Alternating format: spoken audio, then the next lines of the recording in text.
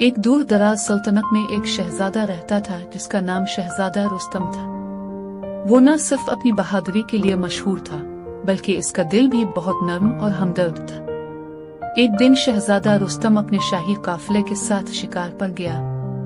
वो एक खूबसूरत और पुरसरल जंगल में पहुंचा जहां दरख्तों की छांव में रोशनी का झुरमट सा बन रहा था और हवा में खुशबू बस रही थी।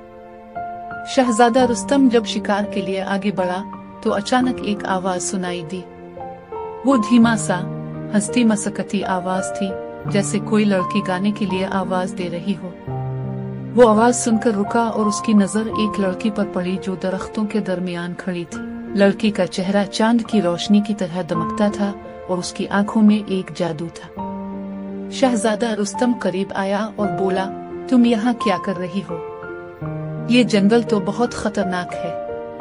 लड़की मुस्कुराती हुई जवाब दी, मैं यहाँ के दरख्तों, फूलों और जानवरों की देखभाल करती हूँ। ये जंगल मेरी जिंदगी है और मैं यहाँ का हिस्सा हूँ। शहजादा रुस्तम को इसकी बातें बहुत पसंद आईं और उसने लड़की से बातें करना शुरू कर दी।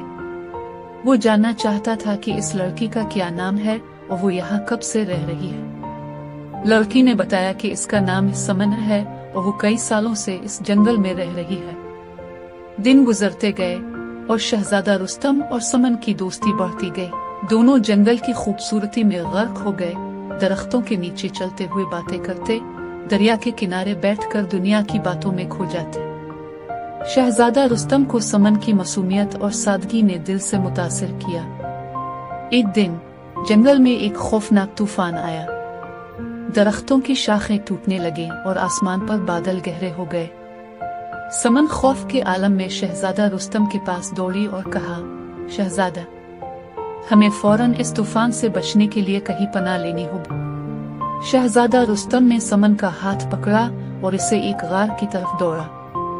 वहां उन्होंने पनाह ली और तूफान की शिद्दत कम होने का इंतजार किया। इस दौरान शहजादा रुस्तम ने समन से कहा, समन, तुम्हारी मौजूदगी मेरे लिए एक कीमती खजाना है।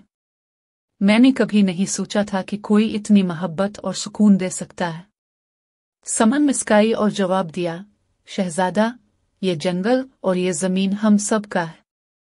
हम सबको एक दूसरे के साथ प्यार और एहतराम से रहना चाहिए। तूफान खत्म होने के बाद शहजादा रुस्तम और समन ने जंगल की खूबसूरती में एक नए जज्बे से जिंदगी गुजारने का अहद किया।